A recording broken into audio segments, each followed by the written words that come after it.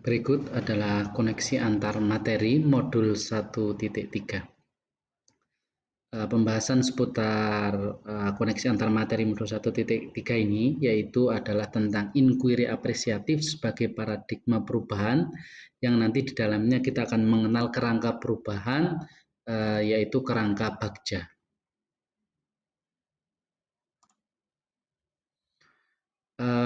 Sebagai awalan perlu kami kenalkan beberapa orang hebat yang membantu kami dalam proses pengenalan diri, termasuk mendalami materi dan melakukan berbagai diskusi yang sangat menarik dan mendalam, yaitu Ibu Fasilitator, Bu Pancarini Dia, dan pengajar praktik kami, Ibu Afinda Aminatun. Beberapa koneksi antar materi, saya ingin awalnya memaparkan beberapa poin yang menurut saya menarik untuk kami paparkan. Beberapa poin ini merupakan pembahasan inti dari modul 1.3. Yang pertama adalah seputar visi. Visi merupakan representasi visual kita akan masa depan, yang artinya juga harapan kita sebagai guru dalam hal ini, harapan adalah visi kita sekarang adalah masa depan murid kita, masa depan murid kita adalah masa depan bangsa kita Indonesia. Ini yang dikemukakan oleh penulis modul 1.3 Bapak Dharma. Jadi visi merupakan representasi visual kita akan masa depan. Jadi visi itu merupakan gambaran, bisa dikatakan sebagai gambaran seperti apa yang kita inginkan di masa yang akan mendatang. Jadi kalau kita bicara visi berarti bicara tentang hal-hal yang akan kita capai pada masa yang akan mendatang. Yang kedua adalah inquiry apresiatif atau IA. Kalau dalam terjemahan bahasa Inggris sebenarnya AI, apresiatif inquiry, tapi dalam Indonesia disebut dengan IA, inquiry apresiatif. Ini merupakan sesuatu yang sangat menarik. Jadi inquiry apresiatif itu merupakan sebuah paradigma ya, sebuah paradigma kaitannya dengan perubahan tapi dengan psikologi positif.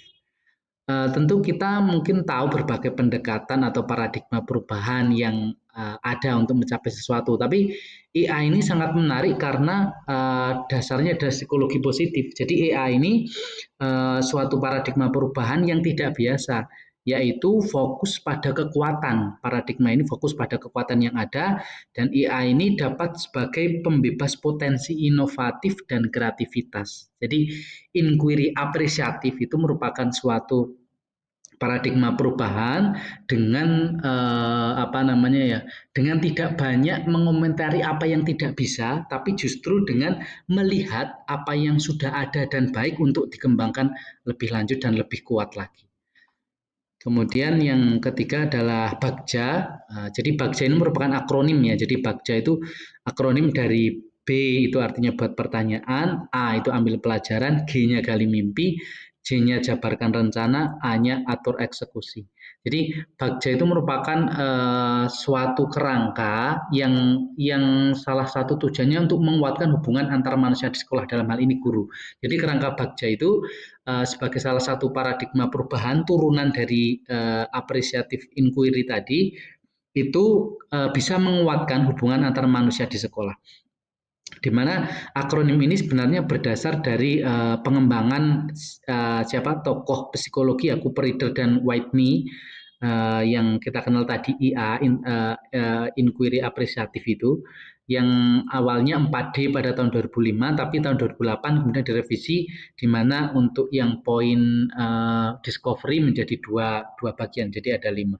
Jadi Bagja itu merupakan hasil terjemahan dari inquiry apresiatif ala Cooper Reader yang dimudahkan dalam adaptasi kita sebagai pendidik seperti itu.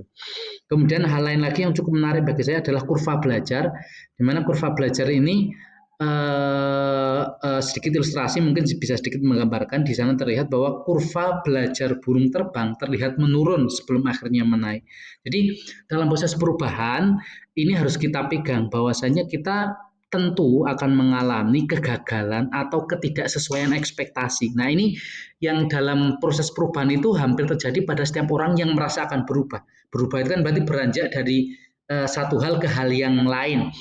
Dalam proses perubahan ini tentu ada hal yang membuat kita merasa tidak berhasil dan kita berada pada titik jenuh.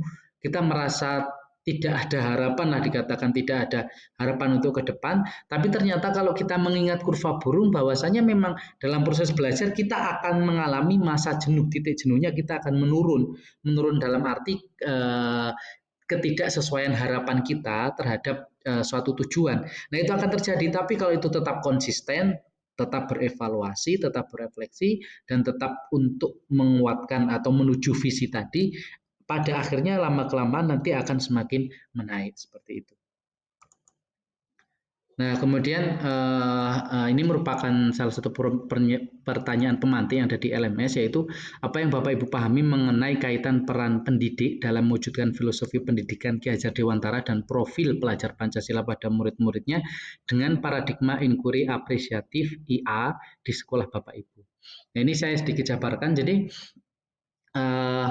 kaitan peran pendidik untuk mewujudkan filosofi ala KHD dan mewujudkan profil pelajar Pancasila dengan paradigma inquiry apresiatif di sekolah kami. Di sebelah kiri itu merupakan salah satu gambar yang kegiatan yang ada di sekolah kami, yaitu memang pada dasarnya kaitan pendidik untuk mewujudkan ini dengan paradigma inquiry apresiatif itu sangat mendukung ya, kaitannya erat dan mendukung, tidak hanya erat tapi mendukung. Kenapa mendukung? Karena visi perubahan itu, jadi bagi kami kaitannya bahwasanya perubahan untuk mencapai pendidikan ala filosofi KHD dan penerapan profil pelajar Pancasila, membentuk pelajar Pancasila itu diawali dengan visi perubahan. Jadi visi perubahan itu bisa membantu kita karena visi kan merupakan representasi. Jadi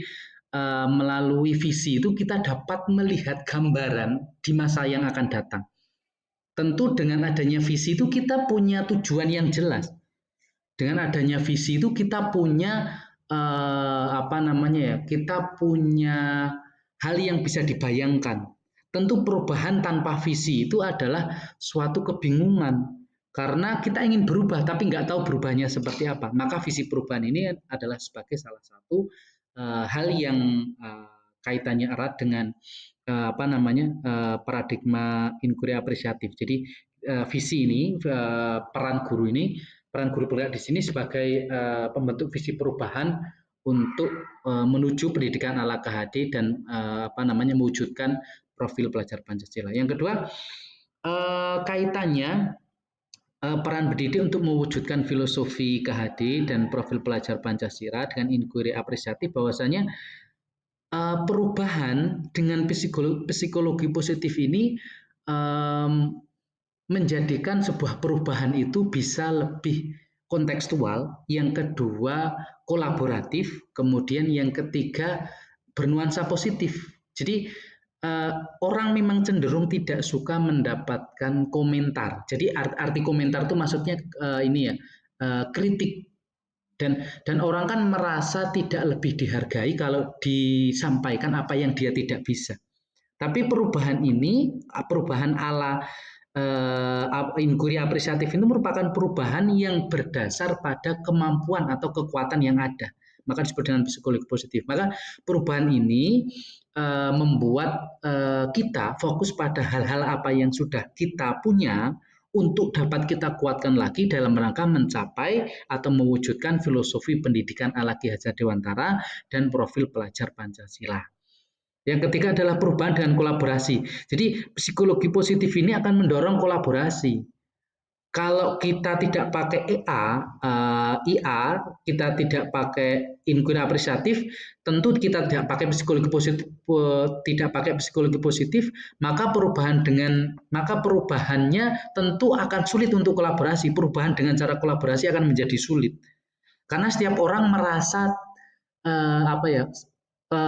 mungkin merasa tidak punya kaitan dengan teman lain atau rekan sejawat karena yang dilihat adalah kekurangan. Jadi kekurangan guru ini maka harus dirubah supaya bisa jadi kayak gini. Kekurangan guru ini maka kayak gini harus dirubah kayak gini. Siswa ini rubah kayak gini, sarpras kita kayak gini, maka kita nggak bisa Jadi malah yang ada malah aura-aura negatif. Tapi dengan psikologi positif ini perubahan dapat dilakukan dengan kolaborasi. Artinya setiap warga yang ada di sekolah bisa saling mendukung. Tidak hanya rekan guru, bahkan murid, sarana prasarana, stakeholder semua yang ada di sekolah bisa saling mendukung dalam mewujudkannya. Karena ini merupakan sebuah cara kolaborasi, saling support satu sama lain.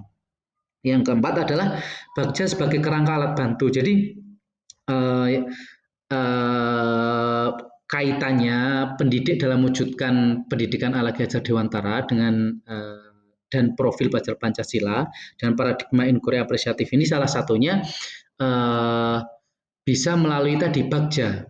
Jadi bagja tadi merupakan alat bantu. Jadi bagja itu dapat apa namanya istilahnya memplotkan tiap-tiap bagian urutannya bahkan ke sintaknya mulai dari apa dulu, mulai dari B-nya dulu, kemudian apa namanya buat pertanyaan utama dulu, kemudian ke A-nya, kemudian ke G-nya gali mimpi, kemudian J-nya jabarkan rencana, kemudian sampai kepada A atur strategi. Jadi itu merupakan langkah yang sistematis dan kita bisa membuat perubahan itu lebih terstruktur dan terarah seperti itu.